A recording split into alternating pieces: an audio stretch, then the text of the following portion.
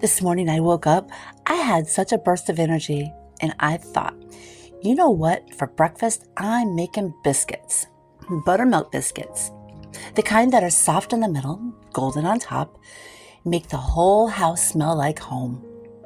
I pulled out the mixing bowl, the flour, the butter, and that's when it all kicked off.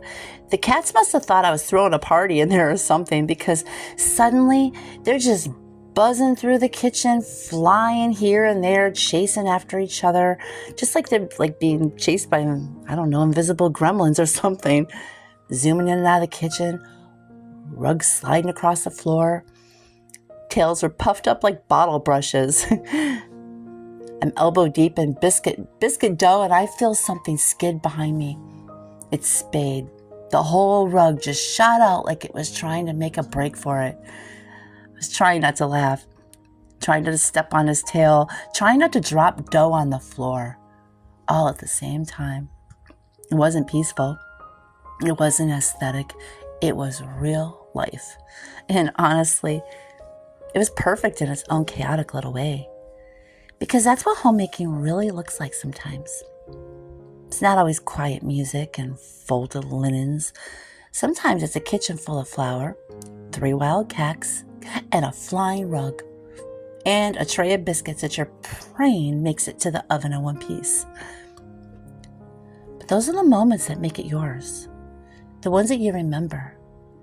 The ones that you smile about later while you're washing dishes and mopping up paw prints off the floor.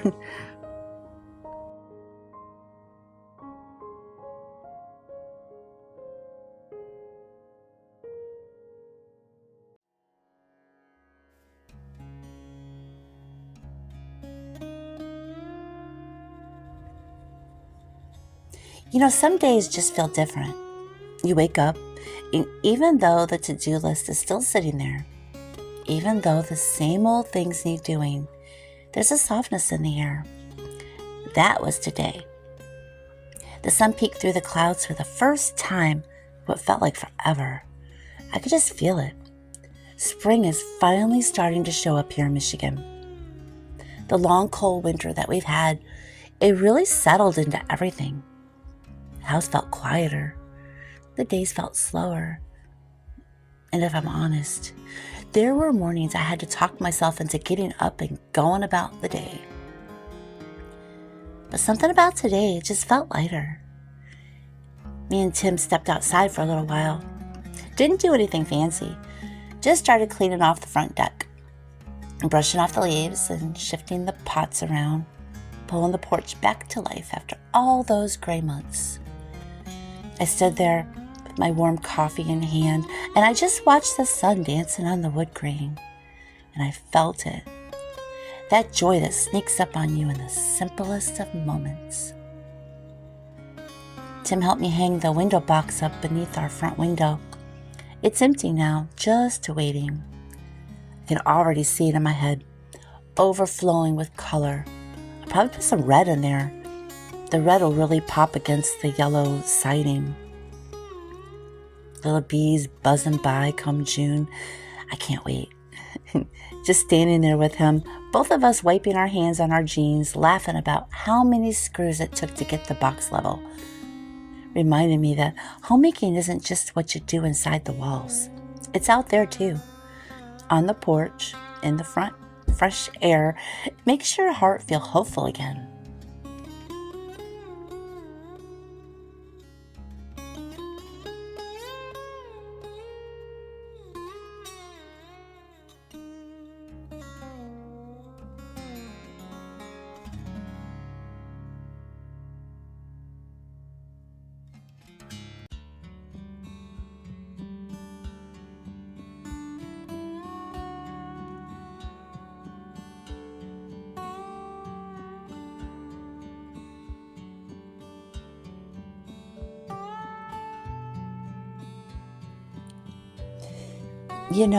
I think there's a certain kind of magic in a small home. It's not the kind you find in magazine spreads or in big fancy kitchens with 12-foot ceilings. It's quieter than that. It's softer. It's the kind of magic that you find in the way the morning light slips through the curtains, You know what I mean? Or in the way you can hear the coffee pot bubbling from every room at once. It's in the way the walls seem to hold your memories a little closer. Like your whole life is wrapped up in something real and living and warm. I didn't always see it that way though. There were times, especially in the early days, where I wished for more space, more storage, more counter room, more closets, more of everything. I thought maybe a bigger home would make life feel easier somehow. But over the years, something shifted. And now I wouldn't trade my small home for anything. It's not perfect. It squeaks and it creaks, and there's always a drawer that just won't shut right. But it's ours, and it's cozy.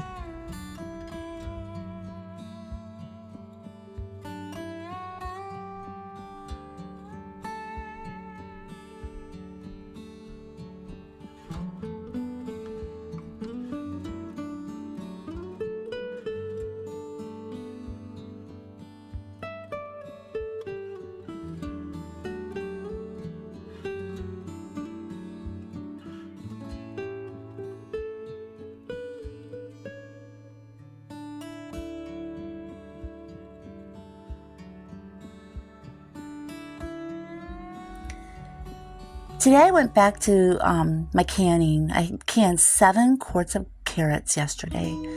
Today was the wipe down and label day. That's always my favorite part. I really enjoy this the most, actually. Something so peaceful about it. Wiping down each jar with care, listening to the soft ping of a good seal, and writing the date on the lid and lining them up in the pantry. Makes me feel connected to the work, to my home, even to women who came before me and did the same thing with the same purpose, to provide, to prepare, and to pour love into something simple. And the best part? I'm not done. I've still got more carrots and a big pile of potatoes that I'll be canning soon. It's not fast and it's not flashy, but it's real. Homemaking for me, it's become less about trying to make it all look just right, more about being right there in it.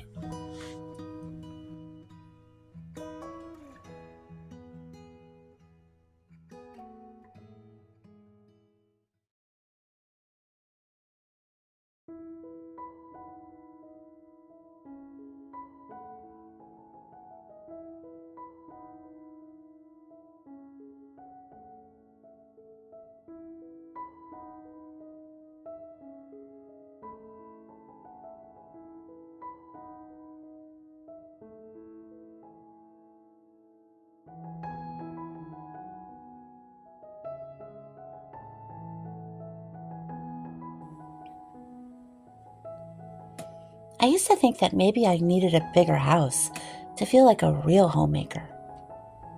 You see all these giant kitchens and wide open living rooms online, and windows stretching up to the sky, islands the size of my entire kitchen. And for a minute, you start thinking, maybe if I had all that, homemaking would be so much easier. Maybe it would feel more important. But over the years, I've realized something really beautiful. Homemaking, it's not about the size of your house. It's about the size of your heart that's inside of it. You can create just as much love and just as much peace and just as much home in a small space as you can in a mansion. Honestly, I think small homes are kind of magical. They force you to be intentional. They pull you closer to the people you love. And they wrap you up so nice and cozy and reminding you just how cozy that your space can be. It's about soul. Our home is not huge. It's not fancy. Definitely not fancy. You can stand in the kitchen and reach the living room with a good stretch if you're really tired. But it's ours. And there's nothing about it that I would trade for all the vaulted ceilings in the world. It's a kind of charm that only small homes have. Like when you're baking, and the smell of cookies fills every corner within minutes. Or how the sound of the rain taps against all the windows at once, making you feel like you're tucked inside the coziest little world. Or how a single candle flickering in the kitchen seems to light the whole place with its glow.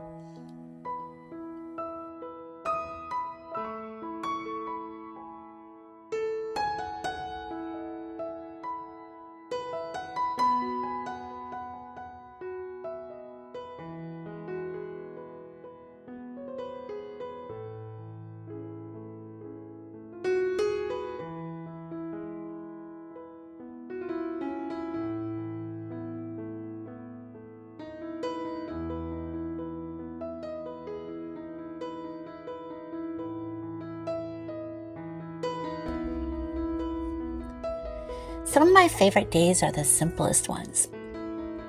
Maybe I spend the morning putting up a batch of canned carrots or chopping potatoes for another round. Maybe I bake a loaf of bread or stir up a pot of country gravy while Tim's outside puttering with the front porch. The windows are open just a crack. A soft breeze moves the curtains. The cats are snoozing, for once. The smell of something baking is curling through the whole place like a memory. And in those moments, I am not wishing for more. Not a bigger space, not more storage, not granite countertops, not even those shiplap walls, or anything at all.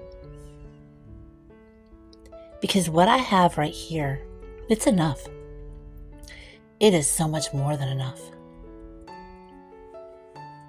Homemaking, it's not about making everything look perfect. It's about making everything feel loved. It's the way you fluff the pillows, even when no one else notices. It's in the way you stir sugar into your coffee and smile because this cup, in this kitchen, on this ordinary Tuesday morning, it's a blessing. It's the way you move through the day, not racing, not performing, but tending. Tending to the life you're building in these walls. Tending to the hearts that share this space with you. Tending to your own heart too. Because even in the quiet, even in the smallness, even in the slow days, homemaking matters. You matter. And your small home, it holds more love than square footage ever could.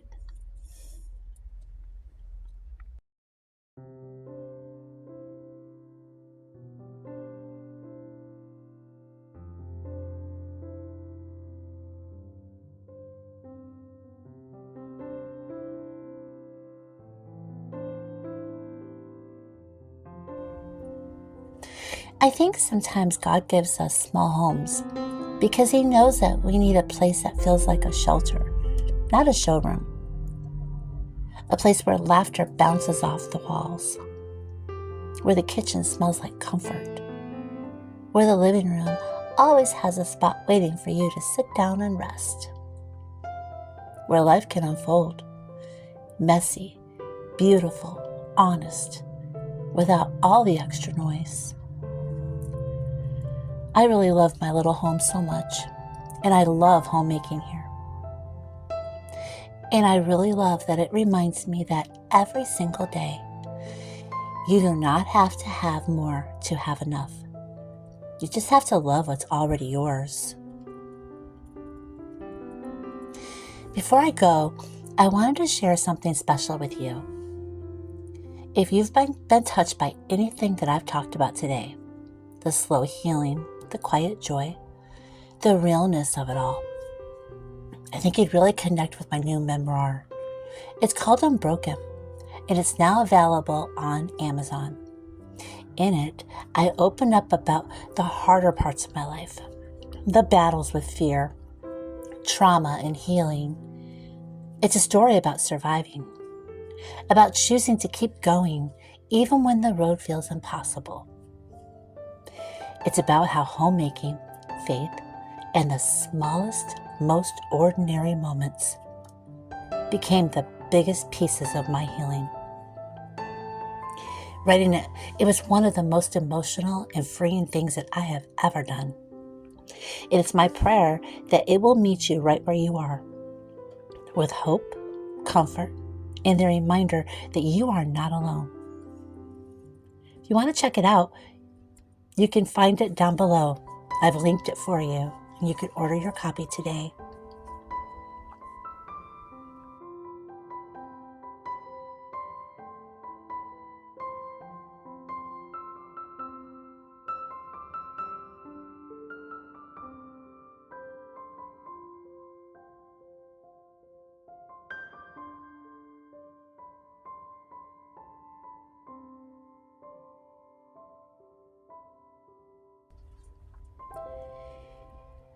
Thank you for spending this time with me today. And thank you for letting me share a little piece of my heart with you also.